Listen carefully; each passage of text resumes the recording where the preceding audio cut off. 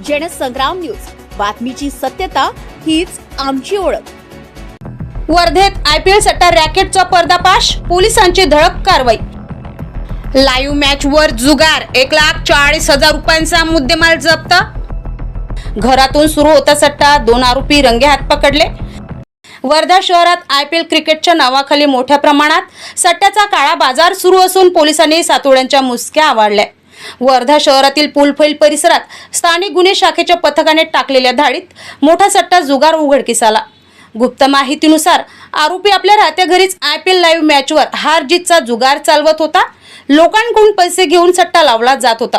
पोलिसांनी तात्काळ रेड करत आरोपींना रंगेहात पकडले। या कारवाई दरम्यान 5,000 रुपये रोख रक्कम, तब्बल 1,35,000 किमतीचे 2 मोबाईल असा एकूण 1,40,000 रुपयांचा मुद्देमाल जप्त केलाय। या प्रकरणी 2 आरोपींविरुद्ध वर्धा शहर पोलीस ठाण्यात जुगार कायद्यान्वये गुन्हा दाखल करण्यात आलाय। IPLच्या थरारामागे सुरू असलेला हा काळा खेळ आता उघड झाला असून अशा सट्टेबाजांविरोधात पोलिसांनी कडक भूमिका घेतली आहे। वर्धेत क्रिकेटच्या नावाखाली सुरू असलेला हा बेकायदेशीर सट्टा किती खोलवर रुजला आहे आणि असे रॅकेट सक्रिय असून आणखी किती मोठ्या कारवाया होणार याकडे वर्धावासियांचे लक्ष लागले आहे। जनसंग्राम न्यूज, वर्धा।